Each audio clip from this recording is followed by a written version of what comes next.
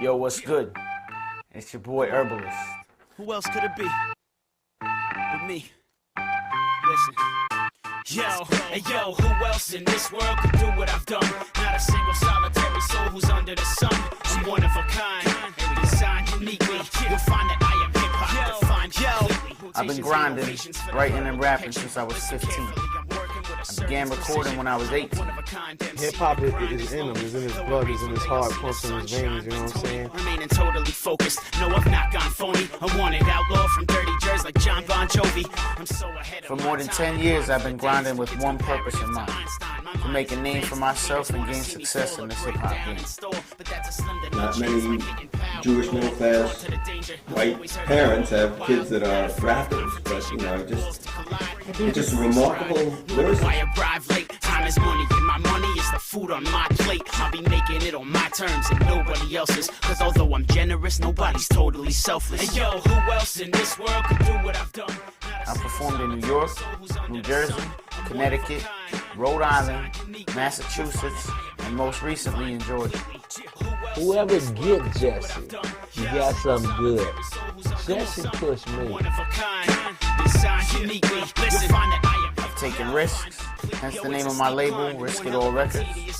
This dude is so determined to put out his stuff. To keep opposing teams entirely scoreless. I'm giant, enormous, kinda like a Tyrannosaurus. Also, I'm an MC, producer, and a studio owner, computer graphic designer, plus producer, promoter, recording engineer, and underground radio host. Not a comedian who's here to entertain you with jokes. Feels good to be back in New York City finally. Feels like home, you know? Alright, hold on, I'm gonna go take care of something real quick. My name is Jesse Hershkowitz. I'm 27 years old, and I'm a cancer survivor. This is how hip-hop saved my life. I'm about to tell you how hip-hop saved my life. I'm saying this is how hip-hop saved my life. It's how hip-hop saved me and changed my life. This is how hip-hop saved my life. I'm about to tell you how hip-hop saved my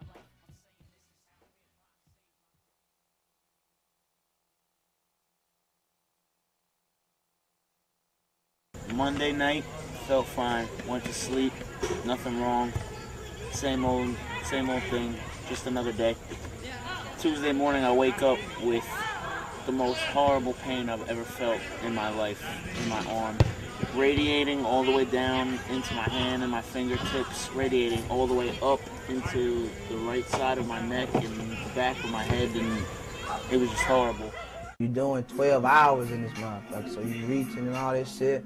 Man, he just kept doing this, you know, like we still working over here, and we'll catch a glimpse of him doing like this and shit. Then the next day, that shit just went from like this to like this to like this.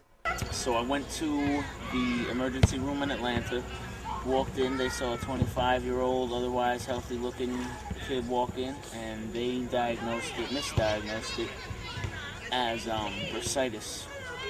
Gave me a cortisone shot, gave me some Vicodins, which didn't work at all, and then I went home.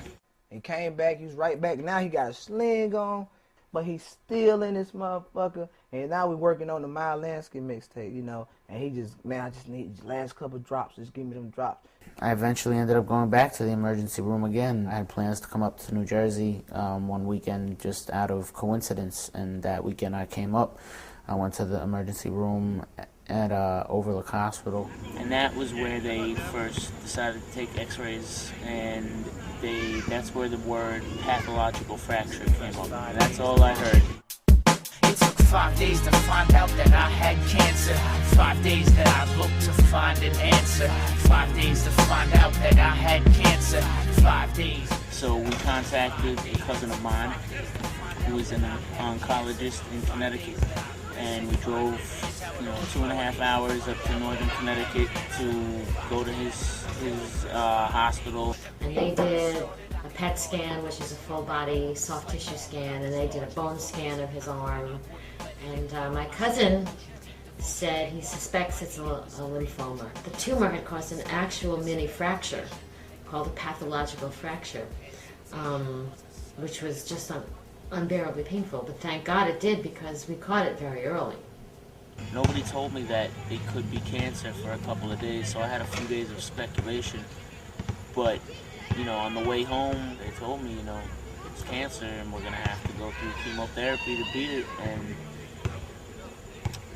I mean, I didn't really know how to take that kind of news. I mean, there are things that you expect to go through, and we've gone through them.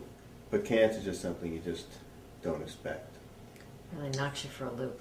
We were originally going to get it treated in Connecticut, you know, with my cousin, because he's family.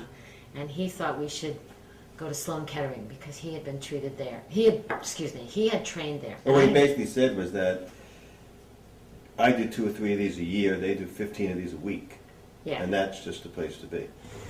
About 3 days later, I was in Sloan Kettering, picking out what kind of Metaport was going to go be sewn underneath my skin into my chest. Basically, the Metaport was the sign that I got that I really knew it was bad, because I held out hope that, you know, okay, well, it's a tumor, but it might not be malignant. It might be benign. Because if it turned out being benign in their biopsy, then I would have woken up without a port. But I woke up. The first thing I did when I woke up was felt my chest over here, and I felt the port, and I knew, you know, chemo was coming, and I was just not happy. I had gotten a call from him, and he told me he went to the doctor, and he said there's this possibility that it might be cancer. And you know, my first thought was like, well, nah, it can't be cancer. You know, Herb's only, you know, 25, 26. Like a lot of my friends will say, you know, what a shock it was for them to, you know, find out that one of their friends had cancer, but to find out that I had cancer is just overwhelming in a way. I went into a bedroom in the house and pretty much slept for 2 days. It was quick like that. And I was on the chemo before I even knew it, maybe a week later after the